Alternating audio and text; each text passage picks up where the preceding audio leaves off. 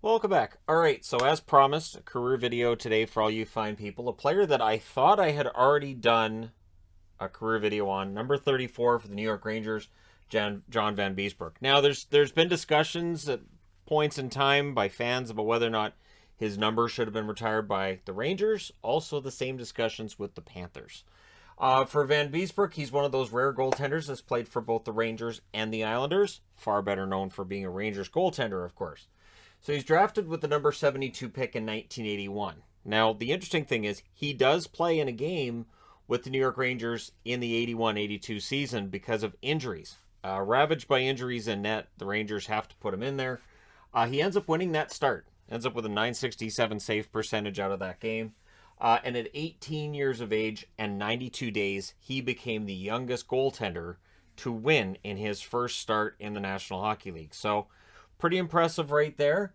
And that was a December 5th game against the Colorado Rockies. So it was a 3-2 victory for the New York Rangers. And, again, it's the Rockies, so you might put a bit of an asterisk there. Of course, he would later play for the organization that the Rockies were, which is the New Jersey Devils. They would move not long after. He doesn't appear in the league during the 82-83 season, but he does in 83-84. Plays 3 games, 2-1 record, 881 save percentage. In the playoffs, he has no minutes, but he shows us playing 1 game, so I guess he just goes in and comes right back out. 84-85, this is where he starts to play a lot. 42 games, 12-24-3 record, 879 save percentage. 1 appearance in the postseason, and he doesn't allow a goal, so his save percentage is perfect in that appearance. 85-86, all of a sudden a star is born. 61 games, a record of 31, 21-5. The 31 wins, leads the NHL that year. His 887 save percentage is 9th. This is the era where save percentages are far lower than they would be 10 years later and far lower than what they are right now in the NHL. In the playoffs, he plays 16 games, has an 8-8 record, 897 save percentage. So in 86, the Rangers, they get some excitement and win themselves some games in the playoffs. And for Vanbiesbrouck, it really is a great year for him. He wins the Vezina. He is a first-team All-Star, and he's 5th in Hart voting. So again, that 887 save percentage, don't let it fool you. He had a really, really good year, and that was recognized in the voting. 86-87, plays 50 games, 18-20-5 record, save percentage of 882. In the playoffs, 4 games played, 1-3 record, 900 save percentage. 87-88, he plays 56 games. 27 wins, which is 4th in the NHL, 22 losses, 7 ties, and his 890 save percentage is 10th overall in the league. So he's really settled into being one of the better goaltenders in the league and a very good starter. There's this guy coming up, though, Mike Richter. 89-90, he plays 56 games again. He's 4th in wins again in the league with 28. 21 losses, 4 ties, and he has an 881 save percentage, has 2 appearances in the playoffs, an 0-1 record, 889 save percentage, 4th in Vezina voting. Now, we're up to the stage where the New York Rangers 1940 chants are getting louder, right? And the discussions about whether or not the Rangers are ever going to win another Stanley Cup, they've become kind of loud. So 89-90, as we hit the 50th year since then, he ends up playing 47 games because now Van Richter-Vanbiesbrouck is being born, where you can go against Vanbiesbrouck or you can go against Richter. And Roger Nielsen alternated them perfectly through, I think it's 62 games that he played one then the other, and then back and forth. Barry Trotz would have been proud. So Vanbiesbrouck ends up with a record of 19-19-7, 887 save percentage in the playoffs, 6 games played, 2-3 is his record, 902 save percentage. And so, yeah,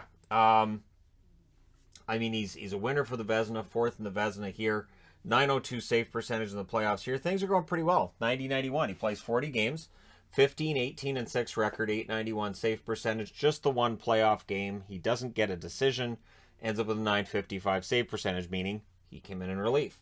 91-92, 45 games played, 27 wins, which is 6th overall, 13 losses, 3 ties, a 910 save percentage. So this is where your save percentages start going up in the NHL, and Vanbiesbrouck's go up at this time. He was 4th overall in the NHL that year in save percentage, 7 games in the playoffs, 2-5 record, .872 save percentage. So again, the New York Rangers looking to win a Stanley Cup.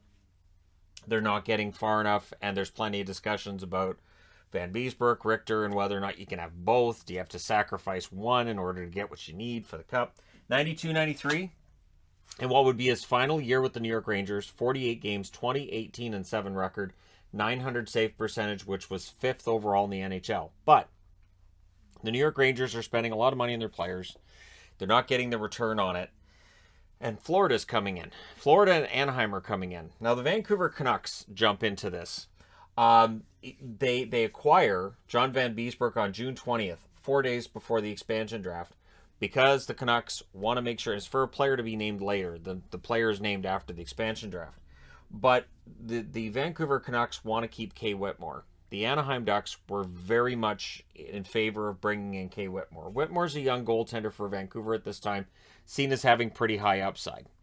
And so Vanbiesbrouck was only acquired by Vancouver to make sure they wouldn't lose Whitmore. That Florida, should they choose first in the expansion draft, you can only lose one goaltender. And so Vanbiesbrouck would be the one. Now, there were rumblings at the time about, well, would Vanbiesbrouck be a better goaltender than Kirk McLean? And that was certainly a discussion at the time. And it's not a discussion that went very far. But there were certainly some questions about whether or not Vancouver should try to talk Vanbiesbrouck into sticking around. They don't. I don't think Vanbiesbrouck would have. I think there was a plan in place for Vanbiesbrouck if he wasn't taken in the expansion draft. I don't think he was going to play a game for Vancouver, but he is taken in the expansion draft on June 24th by the Florida Panthers. Florida's building around their goaltending, and the coach, Roger Nielsen, knows him well. So that first year in Florida, that there's a rocket, and it's attached to him, and here we go. 57 games, 21, 25, and 11 record. For a first-year team, fantastic record. Vanbiesbrouck, .924 save percentage, which is second in the NHL. That's his best save percentage by a long shot. He plays in the All-Star game for the first time in his career. He's a second-team All-Star, and he's second in voting for the Vezina. And this is where he hits that superstar stage. And this is why with Vanbiesbrouck, I see the comparisons, at least to me, the comparisons of what happened with Vanbiesbrouck with Marc-Andre Fleury. It's totally different in that Vegas is able to make that run to the Stanley Cup final that first year. But Vanbiesbrouck, I mean, the Rangers made the decision to go with the younger goaltender in Richter. Of course, in 94, that's the year that the New York Rangers win the Cup. So Vanbiesbrouck is another player who gives up blood, sweat, and tears for the Rangers, and then they win the Stanley Cup without him. So that had to be kind of tough for him. 94-95, he plays 37 games, lockout shortened season, 14-15-4 record, .915 save percentage, which was 5th, and he's 5th in Vezina voting that year as well. So still excellent goaltending for Florida, keeps him in the games. Then 95-96, Magic. 57 games, 26-20-7 record. His save percentage during the regular season is .904. It's actually the lowest save percentage of the 3 years he's been in Florida to this point, and it's not top 10 in the league. Then the playoffs roll around, and it is upsets along the way by the Florida Panthers, taking out teams like Philly, Pittsburgh. Wasn't it Boston in the first round? Anyways, yeah, 96 is kind of magical. That he plays 22 games, 12 wins, and 10 losses, a .932 save percentage. What stopped Cinderella from being able to really and truly bring the day and win the day, I should say, and bring home the cup, is that the Colorado Avalanche helped them strike midnight. So he's in the All-Star game in 96. The team goes all the way to the final. It's this magical thing, and you can't follow it up. 96-97. Plays 57 games, a record of 27, 29, and 10. His .919 save percentage is 6th in the league, and it's the second best he would put up in his career during a full-on season here.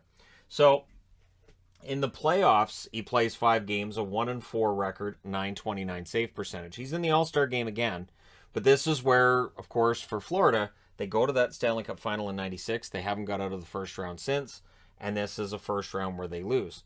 97-98, plays 60 games, 18, 29, and 11 record, save percentage of .899. And so Florida, looking at his numbers, they realize that, it would appear that 16 years or 17 years into his career, things are winding down. I guess it'd be 16 because he doesn't play 82, 83 at all.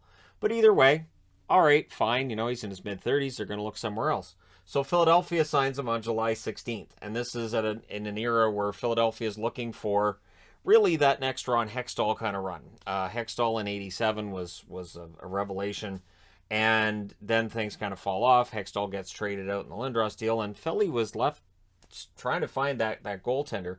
I wasn't working with Cechmanek, so why not go with Vanbiesbrouck? So he plays 62 games that first year in Philly, 27, 18, and 15 record, 902 save percentage.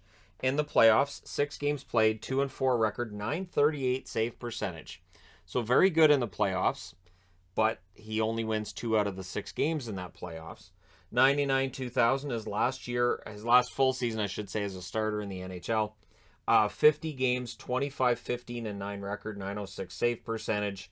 And then on June 25th of that year, he was traded to the New York Islanders for a 2001 fourth that would be traded to Nashville, and that would be used to draft Jordan Tootoo. So for Vanbiesbrouck, he gets traded, second time in his career, and in New York, 2000-2001, the Islanders are going through goaltenders quite regularly as well. 44 games, 10, 25, and 5 record, 898 save percentage, and March 12th, he's traded to New Jersey in exchange for a 9th-round pick in 2001 and Chris Terreri going to the Islanders. With New Jersey after that break, 4 games, he won all 4 of them, 935 save percentage. June 10th of that year, he retires. February 4th of 2001, he comes out of retirement and signs with the New Jersey Devils again. Plays 5 games, 2-3 record, 915 save percentage, and May 22nd of that year, he retires. And of course, 2003 is the year that New Jersey wins the Stanley Cup for the third and final time as well. So he just misses out on Stanley Cups for the Rangers and for the Devils. Not to mention that the Devils won it in 2000, so before he gets there too. He ends up retiring with 882 games played. Excellent numbers. 374 wins, which is 17th on the all-time list. 346 losses, which is 6th all-time, and 119 ties or overtime losses. And so, yeah, 899 save percentage. Again, it's weighed down by his 80s numbers. His numbers were very good. As the league's defense and goaltending gets better, so does Vanbiesbrouck. In the playoffs, 71 games, 28-38 record, 915 save percentage. And in 2007, he was inducted into the U.S. Hockey Hall of Fame. I don't think he has NHL Hall of Fame numbers, but you know what? I'll go ahead and put him in the THG Hall of Fame. Because, again, that time he's traded over to Vancouver, ends up in Florida. That's one of those moments I remember quite well as a hockey fan from my childhood, where I was armchair GMing pretty good back then. The Canucks never listened to my advice on anything, but hey, I like the armchair GM position. So it was fun. Vanbiesbrouck had a nice long career, and just doesn't quite get the Stanley Cup in '96, and just misses it with the Rangers. If he had actually got Florida a Stanley Cup ring in '96, probably in the Hall. I would think he would probably be in the NHL, or I shouldn't say NHL, the Hockey Hall of Fame. NHL doesn't have anything technically to do with the Hall of Fame. It's Hockey Hall of Fame. But yeah, I think that he might have had a better chance if they win that cup in '96. But let me know your thoughts in the comment section below as always. Should the Rangers retire the number 34? Should Florida retire his number? Let me know your thoughts about that in the comment section below as always. Don't forget to hit like and subscribe if you're browsing your way through. Just happened upon this video. Thank you guys so much for watching, for all your support. I will talk to you again soon.